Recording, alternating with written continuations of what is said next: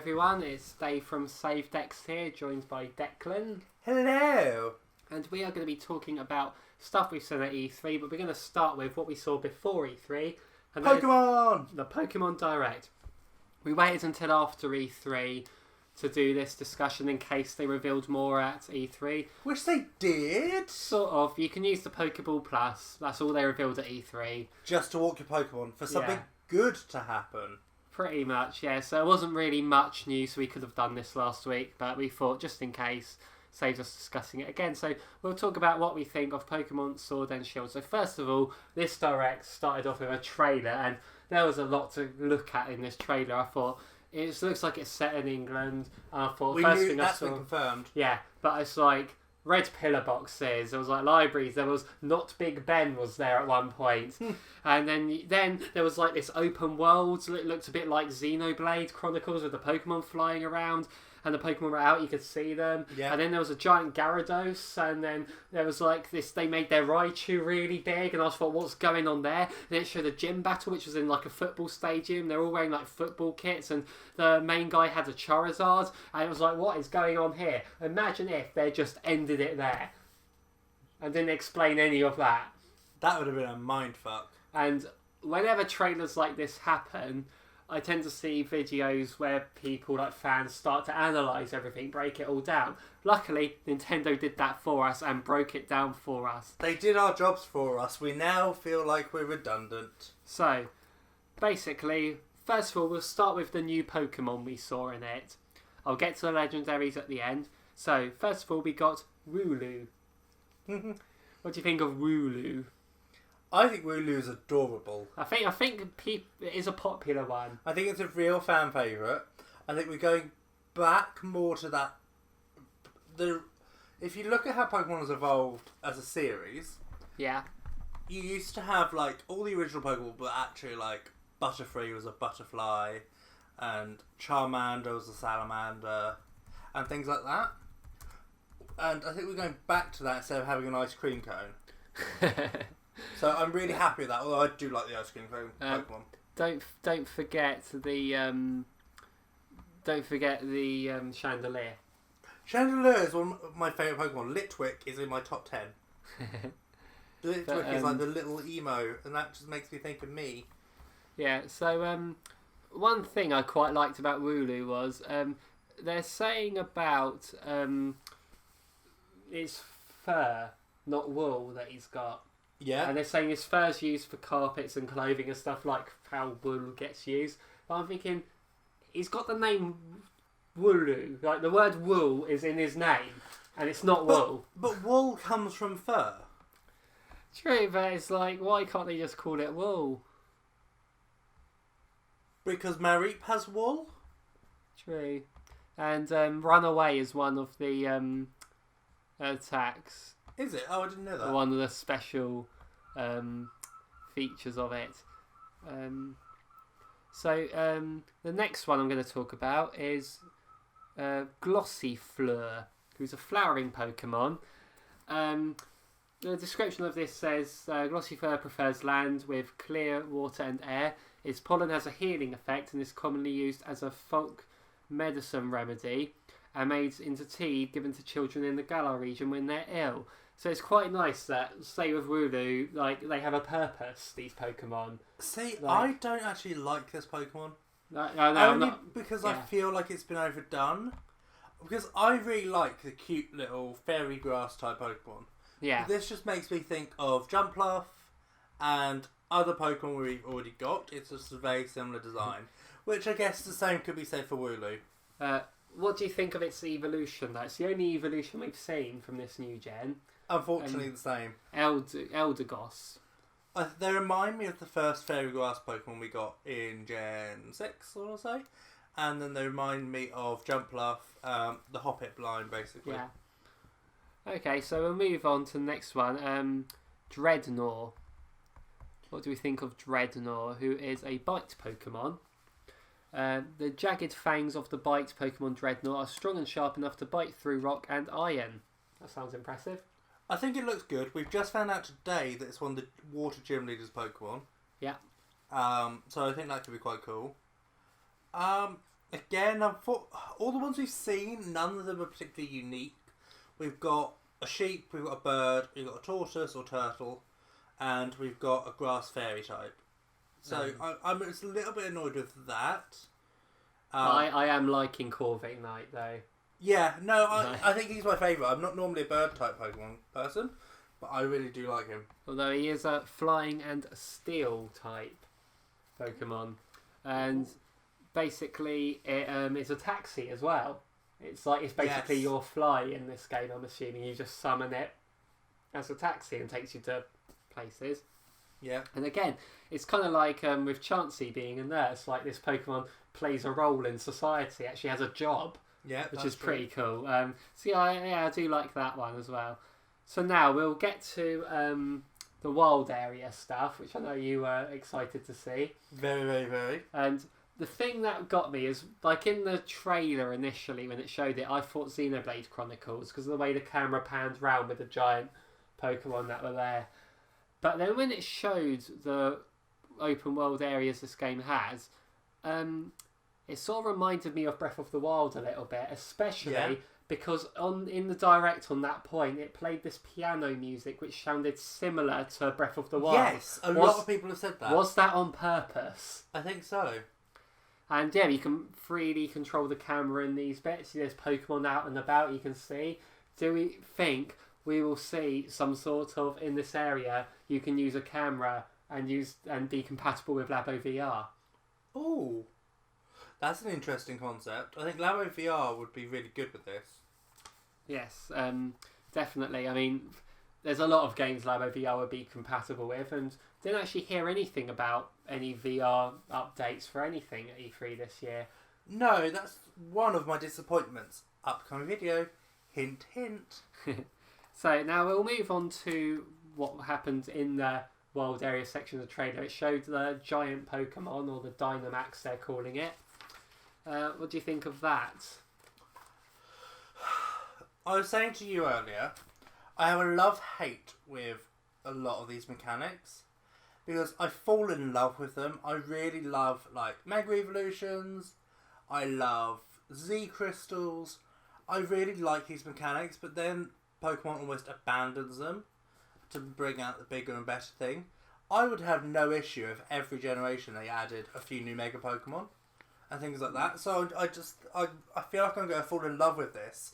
And when the next Pokemon game comes out, it's going to be discarded, which is really upsetting me. But then again, like a unique thing to this game, like if it's something like if it carried over into the next one, what would there be to come back to Sword and Shield for? Really? I do see that, but also I don't really go back to Pokemon games. Oh, fair enough. So yeah. I've not played. I've not played Peak. This is why I probably should buy physical games because I could resell them. But I've not played Eevee since I finished it. No, so I didn't even get Eevee. I loved it. It's one of my favourite games. Yeah. Like I've played in ages, but once But then again, like Blue and Gold, when I had them on the Game Boy Color, and I played through them so many times. Mm-hmm. I absolutely love. But then again, now we're older, we're adults. We got jobs and things to do, and more games than we could have back then. So we don't get time to replay games. So that sort of thing. So they mentioned online multiplayer in this. You could do raid battles with the Dynamax. You can do local, which on separate switches, so if you're together stuff. Was there any word on online with friends? No, Nintendo doesn't like friends. Nintendo doesn't like playing online with friends for some reason. It's weird because they added it to Mario Tennis because they didn't do it on the Wii U one, but they did it for the Switch one. So you're thinking, oh, step in the right direction. But now Mario Maker and now this, no friends online. But speaking of online, will the Wonder Trade come back? I hope so. I would love that to come back. I would, because I got all the starters in Pokemon Y, like not just the 3 main ones, but the 3 Gen 1 starters as well through clever trading. But I kept breeding them loads and then just Wonder Trading them because I thought I'm making some people very happy here to get like a Charmander or something like that. Okay, another thing they showed us off was the champion Leon, who has a Charizard, and he seems to be a nice guy. not arrogant, just sort of seems to be very sporting. But he's the undefeated champion. Do you think he'll be the final boss? No, I think as per usual, someone's going to defeat him just before you get there. But one thing I liked, again, is in England, he's wearing like a king's cape. Yes. Very, very, very, very English. But he's got, his name's Hop, he's Leon's younger brother, and he's said to be your rival in this, so he's going to be the new Gary, I suppose. So do you think he'll beat his brother? He'll be the one to beat Leon, then you've got to beat Hop. Yeah. But do you think you'll have to beat Leon first before he says, oh, by the way, I've got beaten already? Yeah. Yeah. It's the best twist. We always know it's going to happen. So now we'll get onto the gyms, which are like football stadiums now. It's like a proper spectator sport with like big crowds. No, and stuff. they're not gyms. Are they not the gyms? No. Ah.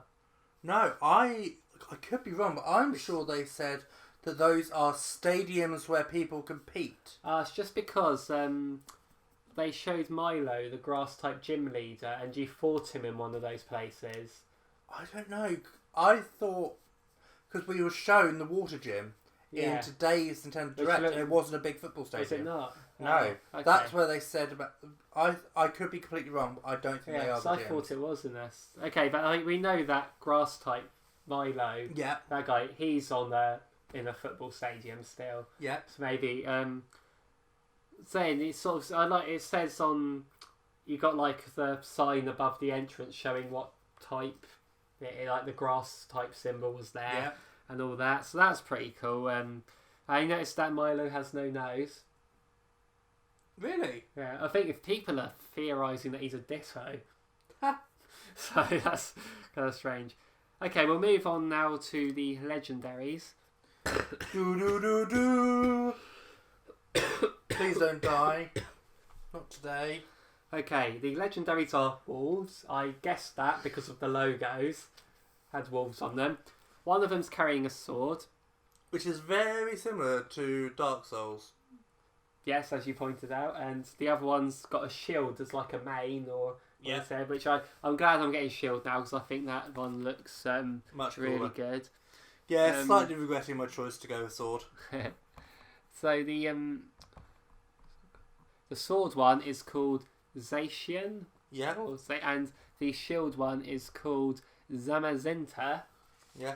And they look pretty cool. They look similar to each other. I actually thought when we first got them that they were the same Pokemon with just different forms. Oh, so maybe they are like. So I kind of thought they were the same Pokemon, just different forms. Do you think maybe they're story-wise they'll be brothers? Could like be brothers in arms or something. That would definitely work. But the trailer also showed them being confronted by an unseen enemy. Yes. Would that be the third legendary? It could definitely be. The third legendary is like the big bad or something. Although, Pokemon has sort of been going off of that thing where they have 3 of them. Okay. Because we've not really had a third in a series in a while. No, they haven't done... Probably like Platinum was the last. With Diamond and Pearl was the last time. But then you have Black and White 2. Yeah, you X and Y had nothing. No, and then you had Ultra Sun and Moon. Yeah, so maybe maybe we won't see Pokemon Gun. Who knows? Bang bang. And then they ended the direct with the release date, which is the day after my birthday, the 15th of November. Yep. So I've got to wait an extra day for my present. And we know the price is $49.99 in the UK. Standard. Well, no, because Zelda's still 60. Oh yeah, true. But I was actually expecting them to be £60 when they were. Oh really? But then again, physically you can get them cheaper than that. But you're not a physical buyer. No, and there's also digital. You can buy a dual pack as well with both games. Is that a digital offer as well? No, that's physical. But I don't. But the thing is, it's cheaper to buy the voucher code offer. Yeah. For £84. Because the other thing's $100 and... Is it? It's $114. So it's probably going to be like 90 quid. So you're probably going to save 6 quid by buying the 2 via digital. Yeah, that offer they're doing. But I guess the difference is you can't split that. Because if you, for example, like us two, we could go in and we could go halves on it and split it. Yeah. Whereas you can't do that with the digital thing. Those games can't be gifted. Yeah, so overall, what do you think? Are you excited for Pokemon Sword and Shield? I'm always excited with a new Pokemon game. So I gave Sun and Moon a skip. I wasn't really that interested in it. I enjoyed X and Y. The only Pokemon game I've missed is Black and White. I had Black and White too, but didn't have Black and White. Because like back Gen 1 and Gen 2, Pokemon was like the best thing ever for me. But because I never owned a Game Boy Advance, I missed Gen 3. And from then, I just found it hard to get back into it. We need to get you a Game Boy Advance. I have one now. Oh, I just don't have. But then I'd sooner buy the 3DS remakes of Gen 3 rather than the old ones. But that's fair enough. Yeah, see, those I really like too. I love those games. Yeah. So when are we going to see Gen 4 remakes? Which ones are Gen 4? Diamond and Pearl. See, Diamond and Pearl. Oh no, they're not my favourites. I think Ruby and Sapphire are my favourites. But Diamond and Pearl are definitely in the top. Okay. And which starter are you going for? This time? Yeah. If you can't remember the name, say Grass, Fire, Water. No, I'm trying to remember what to go for. So I'm going for Scorbunny. Yeah, I think I'm going Water. Okay. Right, want Water? Yeah. It looks cute. Cool. And also, I can just reset them all and trade them to you. True. Yeah, we can clever trading and get us all 3 each. Yeah. Yeah. So... I did that when Blue and Red came out on the 3DS eShop. Me and Sophie got Red and Blue, and we got all 3 starters each to start with. Nice. Because just from getting a lot of Rattatas lost their lives through that. Oh. Yeah. Anyway, that's our thoughts on the Pokemon Direct. Stay tuned because we will be putting up our thoughts on everything else they've revealed at E3 this year. Yeah, and we're also going to put our disappointments that they didn't announce. Yeah, so make sure you subscribe so you don't miss that. Let us know in the comments what you think of Pokemon Sword and Shield. And we'll see you on the next one. And also remember, our first video, we're still trying to get 50 likes on that video. And if we do, Sophie is going to be buying and playing Barbie Sports something. Yes, on the PlayStation 1. Yep. So a treat for you guys, I am sure. Yes. So bye all. Yep, night night.